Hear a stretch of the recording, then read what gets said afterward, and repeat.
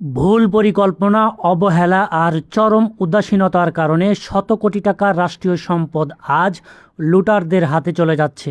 গাজীপুরের শিববাড়ি থেকে ঢাকা বিমানবন্দর পর্যন্ত প্রায় ২০ কিলোমিটার দীর্ঘ বিআরটি লাইন 3 প্রকল্পে রয়েছে ২৪টি আধুনিক স্টেশন। অথচ দুঃখজনক হলেও সত্য, প্রায় প্রতিটি স্টেশন থেকেই মহামূল্যবান লিফট খুলে নিয়ে গেছে দুর্বৃত্তরা। জনগণের কষ্টার্জিত ট্যাক্সের টাকায় নির্মিত এই প্রকল্পে এমন ভয়াবহ অপচয় ও লুটপাট কোনোভাবেই মেনে নেওয়া যায় না। স্টেশনগুলোতে নেই পর্যাপ্ত নিরাপত্তা ব্যবস্থা, নেই দায়িত্বশীল তদারকি, ফলে যে যার মতো করে মূল্যবান যন্ত্রপাতি খুলে নিয়ে যাচ্ছে আর রাষ্ট্রের কোটি কোটি টাকার ক্ষতি হচ্ছে। প্রশ্ন হচ্ছে, এই ক্ষতির দায় কে নেবে? কেন এত বড় একটি প্রকল্পের নিরাপত্তার ব্যবস্থা নিশ্চিত করা হলো না?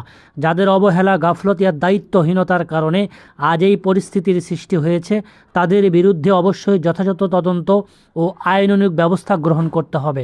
আমরা সরকার প্রধানের কাছে জোর দাবি জানাচ্ছি, এই লুটপাটের সঙ্গে জড়িতদের দ্রুত আইনের আওতায় আনা হোক এবং ভবিষ্যতে যেন জনগণের সম্পদের এমন অপচয় আর না ঘটে, সেজন্য কঠোর পদক্ষেপ নেওয়ার জন্য অনুরোধ জানাচ্ছি।